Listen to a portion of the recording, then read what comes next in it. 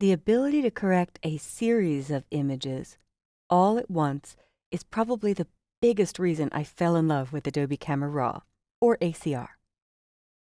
In this folder, I have the pre-baked or pre-developed JPEG and the Camera Raw, the Nikon.NEF. These first three are the same subject and the same lighting conditions.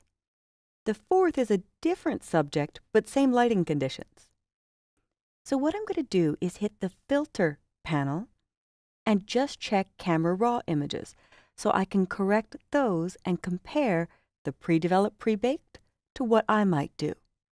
But I don't want to have to do 4 different corrections because I'm really making them look better for the lighting. So if I go back to Preview and I have this first shot selected, I'll double-click to bring up Adobe Camera Raw. I always move my exposure first. I want to see more of that little darling's face.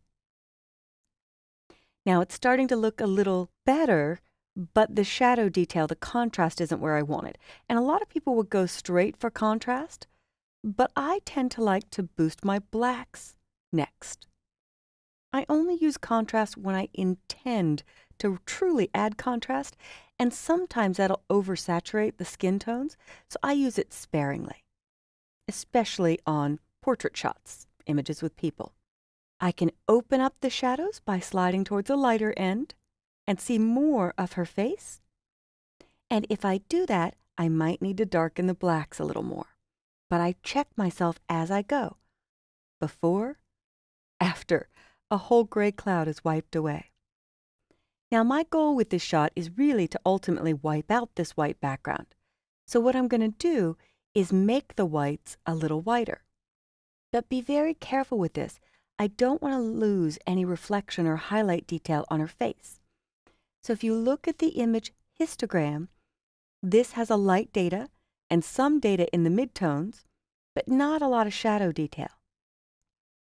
With the light data, if I click this little arrow at the top right to highlight the clipping warning, you'll see red wherever I'm completely throwing away pixels or losing detail. But technically, since I'm adjusting a RAW, I'm not really throwing away pixels. I could clear this setting out at any time. So I might actually decide to go farther with highlights and drop out some of the background, or make it easier to select away the background and remove it in Photoshop. And the spots on the shirt that are being lost, I'm not concerned about. So I will just check myself before and after, and I'm much happier. Now she's wearing some bright colors, so this is where vibrance will really boost that. But you have to be careful about going too far because, again, it can mess with the skin tones.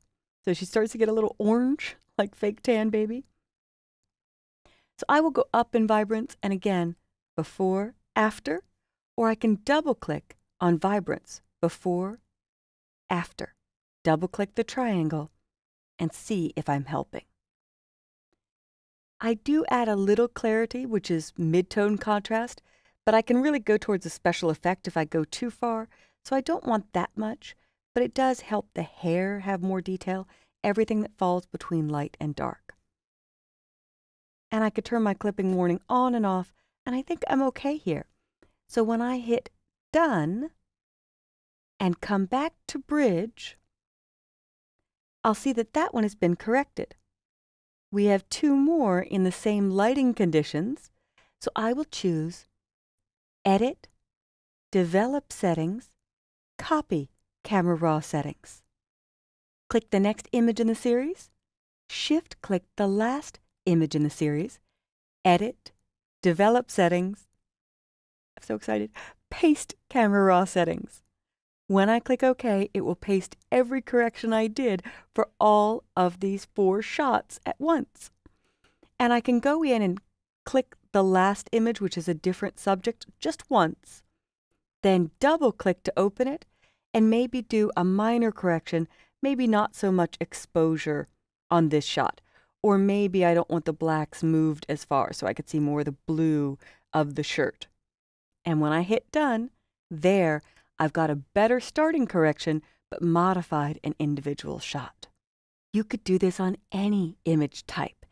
Well, actually on 3 images types from here, anything shot in RAW and TIFF and JPEG.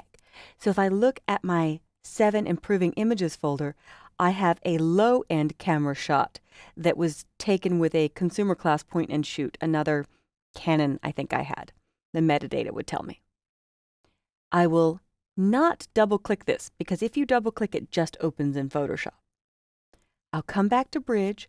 With the first image selected, I will choose File, Open in Camera Raw to force the low-end shot into Camera Raw. So this could be your iPhone photo or your smartphone photo. There's way too much blue with indoor flash. It happens very frequently. So if I move towards yellow, I'm removing the blue. And I could check myself before, after. Amazing. Maybe I want to warm it up with a little magenta. Before, after. And then I'll do my standard corrections. Adjust exposure for brighter or darker. Adjust blacks for richer shadows, or richer areas that are black technically. I can pull shadows down to darken everyone in the background that I really don't want to focus on. And I could move the highlights lighter or the whites whiter. But that can get really fake really fast. And I'll check myself with a clipping warning. This is a little washed out, so I could protect those areas by pulling highlights back down. So you'll decide what correction you like best. A little bit of this might be blown out already with the flash, so I may leave it a little lighter. And I'll turn off the clipping warning and boost a little clarity to add some sharpness. And if I want vibrance, there are no real solid colors in here, so I might see what vibrance would do. And I might decide to remove a little bit more of the blue, but I'm going to be happy with this. It's a huge improvement overall. Hit done. You could see that it's been corrected with this icon. Edit, Develop Settings, Copy Camera Raw. Click the next one in the series, Shift-click the last one in the series, Edit, Develop Settings, Paste Camera Raw Settings. I'll click OK, and all 3 are corrected. And just to finish this off with another very cool feature, I'll select the first image, Shift-click on the last, and choose Tools, Photoshop, Photo Merge. Make one big T-Rex with my 3 separate shots taken without a tripod, and just do it automatically. Use the auto setting and click OK. So you really get much more detail because you've taken 3 separate shots, which should each have more detail. It will blend it, it will stitch them together, and now I have a complete T-Rex when it's done.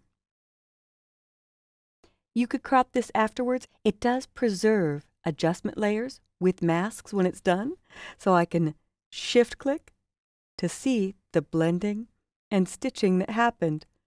But I am very happy with this shot overall. The bottom layer won't show you anything. So to finish this guy off, Layer, Flatten Image, and C for Crop, and I'll have a finished T-Rex in a panorama. And I might leave a little of this extra so I don't cut off the top. There we go. I'm going to press Return or Enter, and you have just seen correcting images using Adobe Camera Raw by forcing it open.